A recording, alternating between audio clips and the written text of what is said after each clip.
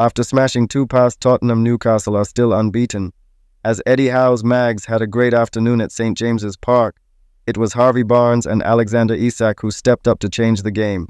So from discussing reason behind the defensive masterclass, to revealing Newcastle's new evolution, to the breaking development as Newcastle owners drop massive message after uneventful transfer window.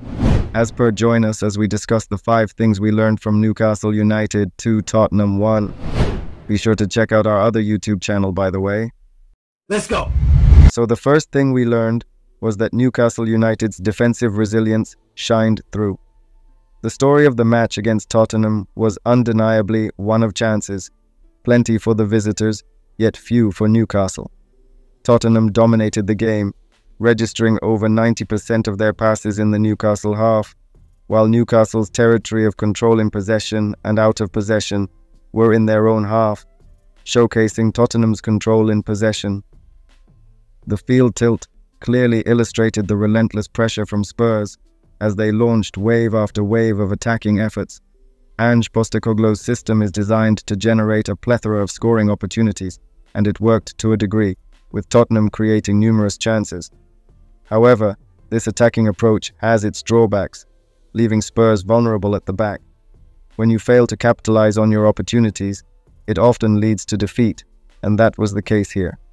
Despite being massively outmatched in possession, shots, and shots on target by a country mile, Newcastle's defensive resilience was commendable. The Magpies may have struggled to establish a network of passes, but they showcased efficiency when it mattered most. Capitalizing on the few chances they had, Newcastle managed to score 2 goals, ultimately sealing a hard-fought victory against a dominant Tottenham side. Newcastle's defensive organization was a standout feature of their performance, and it was a true team effort. Emil Kraft read the game superbly, making vital blocks and forming a solid partnership with Dan Burn, who, despite an unfortunate own goal, contributed significantly to the defensive integrity. Sean Longstaff was really a workhorse in defense, earning a 7.1 match rating. He won 6 out of 10 ground duels and demonstrated his aerial prowess by winning 100% of his aerial duels. With 1 clearance, 1 blocked shot, 3 interceptions, and 6 tackles, he was instrumental in breaking up Tottenham's attacks without being dribbled past, a testament to his discipline and positioning in this game. Tino Livramento, after receiving his first senior England call-up, also delivered an impressive performance, receiving a match rating of 7.2. He made 8 clearances, 1 blocked shot, and 2 interceptions, while also maintaining his defensive solidity by not being dribbled past at all. His contributions extended beyond defense. Livramento provided a key pass in his 59 touches and was pivotal in maintaining momentum leading up to Barnes's goal. His ability to read the game and make lung-busting runs forward showcased his dual threat capability. Livramento's quick thinking to win a free kick in a tight situation, and his subsequent decision to drive forward instead of playing it safe, underlined his composure and intelligence, qualities that will make him one of Newcastle's most valuable players in the coming years. Speaking on the game, his England call-up and the return of Sandro Tonali, Tino Livramento said, "It's been an incredible week for me, beating Forest, the England call-up, and now the win today. It's been a positive week for me and the team. The performances are frustrating in a way because we know how good we can be, but we lacked that grit last season. It's been positive in terms of results, but there's so much more we can do. It's just a matter of when. The fans love Sandro, so does the team, buzzing for him to come on. He's an incredible player. We see that from him on the training ground, but I'm so happy for him to come back and do it in front of the world." As for the goal itself, Lloyd Kelly was on fire, showcasing quick thinking with a throw-in and cutback that led to Barnes's first goal in black and white. With a 7.2 match rating, he not only provided the assist and created 1 big chance, but also made 4 clearances, 1 interception, and won 4 duels. Despite being booked early, Kelly looked assured in defense throughout the match, demonstrating an edge over Hall with his defensive acumen. While Lewis Hall possesses attractive qualities that many fans like me admire, it appears that Eddie Howe is leaning towards Lloyd Kelly as his first-choice left-back moving forward. This decision mirrors strategies employed by teams like Manchester City and Arsenal, where centre-backs are often utilized in full-back roles, to enhance defensive solidity. Eddie Howe sees Kelly's presence on the left flank, providing an added layer of security, particularly in one-on-one situations. By prioritizing a more defensively minded player in the fullback position, Howe is likely looking to solidify the backline and minimize vulnerabilities. But what are your thoughts? Who would you prefer in left back, Lloyd Kelly or Lewis Hall? We also learned about Newcastle pressure release. Another key takeaway from the match was that, even though Bruno Guimarães wasn't as influential on the ball, his contribution to Newcastle's defensive solidity was immense. Once again, Bruno demonstrated his ability to hold up play under pressure, showcasing his skill in screening the ball and drawing fouls. Over the course of just 3 games, he has won 16 fouls, averaging a 5.3 fouled rate per game, reinforcing his reputation as one of the league's most effective players in this regard. Last season, he led the league in fouls won, and he ranked 4th in the 2022-23 campaign, making this skill a significant asset for the team. Bruno's role as a defensive midfielder is crucial, acting as a vital cog in Newcastle's machine. His ability to absorb pressure and maintain possession when the team is under duress provides the necessary stability for his teammates to regroup and reorganize. This season, he also has the highest proportion of passes forward by midfielders in the Premier League so far this season. And also, no player has won more duels than Bruno Guimarães in the Premier League so far this season. It's no surprise that he was awarded the Sailor Player of the Month for August, reflecting his importance to the squad. Additionally, Anthony Gordon also made his presence felt, winning 10 fouls in the 3 matches played, averaging a 3.3 fouled rate per game, proving to be a constant nuisance for the opposition.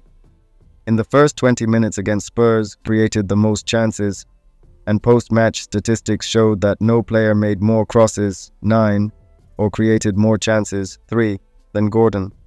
His relentless work rate and ability to impact the game in various ways further demonstrated the depth of Newcastle's attacking options.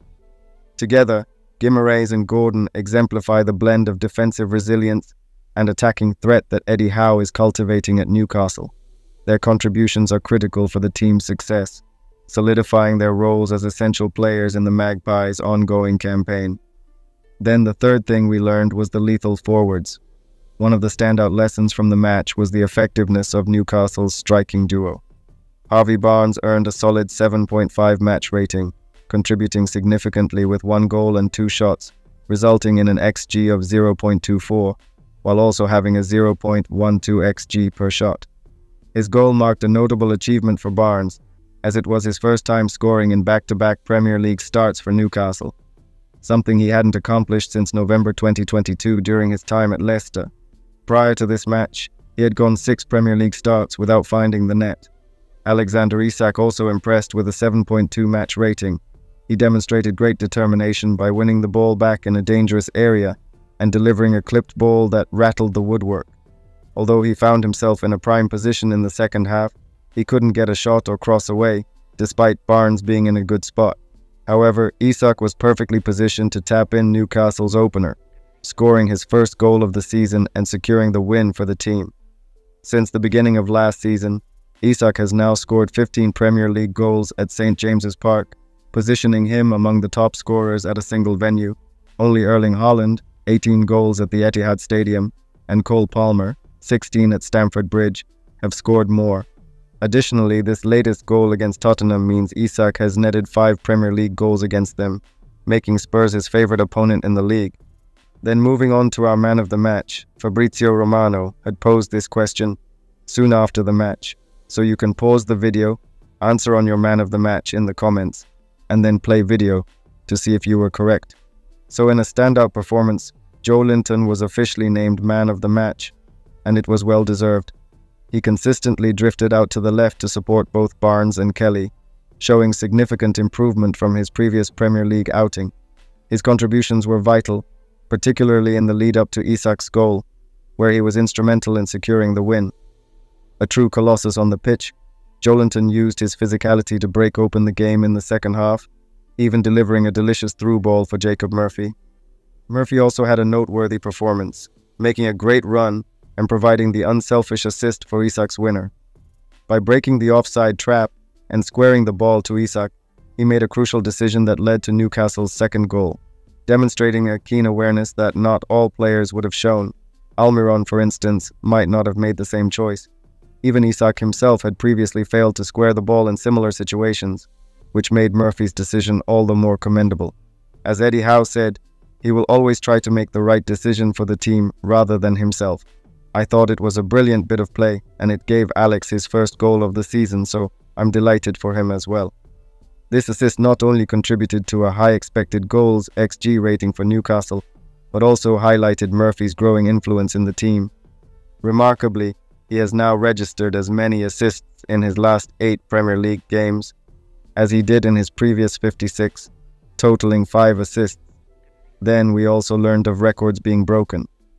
The latest victory for Newcastle United not only secured 3 points but also set several notable records.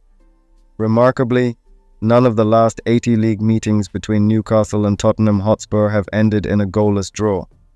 This match marks only the 7th fixture in English top-flight history to go over 80 consecutive games without a 0-0 result.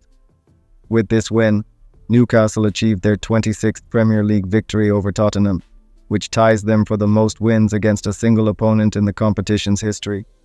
Additionally, this marks the first time since the 2001 season that Newcastle have won both of their first 2 home matches of a league season in the Premier League, and the first time since the 2009-10 season in the Championship. Newcastle also remain unbeaten this season. Another highlight of the match was Tonali's return, making his first Premier League appearance after 316 days. The atmosphere at St James Park was electric, with Newcastle fans welcoming Tonali back in style, featuring the Bladen races and an impressive flag display. The War Flags display was a surprise when I walked out. Visually incredible. Sandro was moved when he saw it, which was brilliant. Amazing from the supporters. It doesn't surprise me. The relationship between players and supporters is brilliant. Howe said, during his 22 minutes on the pitch, Tonali made an immediate impact, recording 11 touches with a perfect passing accuracy of 100%. He also contributed defensively with 1 clearance, 1 interception, and 1 tackle, showcasing his readiness to rejoin the fray. These records and performances underline Newcastle's strong start to the season and set an optimistic tone for the campaign ahead. The blend of personal comebacks and historic milestones adds to the excitement surrounding the team as they aim for greater success. Moving on to the Newcastle transfer situation. On transfer deadline day, Newcastle United had small headline developments. Ryan Fraser has officially left the club, joining Southampton on a permanent deal. Additionally, Newport County completed the loan signing of Jamie Miley from Newcastle, while Jamaal Lewis is on his way to São Paulo. The only significant development was that Newcastle held discussions with Nottingham Forest regarding a potential deal for winger Anthony Elanga, with a fee of over £35 million being discussed. However, these negotiations ultimately did not come to fruition. However, amidst the transfer activity, Newcastle's chairman, Yasir Al-Rumayyan, was present at the match against Tottenham. The Mags were eager to move past their transfer frustrations in a clash against another unbeaten side. Keith Downey reported that Al-Rumayyan intended to express his support to everyone at the club in person, particularly following a challenging few months that included turmoil over the public investment fund situation in June, the departures of Amanda Staveley and Mehrdad Goudussi, and the inability to secure immediate improvements to the first team, particularly in acquiring a centre-back or right-winger. This show of support could be both a gesture of encouragement and an opportunity to gain insights into what transpired during the transfer window. Positive meetings are hoped for, especially as the chairman witnessed the team in action, potentially contributing to a win that could help soothe a slightly disgruntled fan base. As difficult and painful as this transfer window has been for Newcastle, nothing compares to this. Hi NUFC fans, we love you today, thanks for your support, we love you all. See you after the break. Bye bye. Then, although you now know about the 5 things we learned from Newcastle 2, Tottenham 1, if you want to find out which Newcastle player was an African fisherman who became the most efficient striker in the world, click the video link on screen now.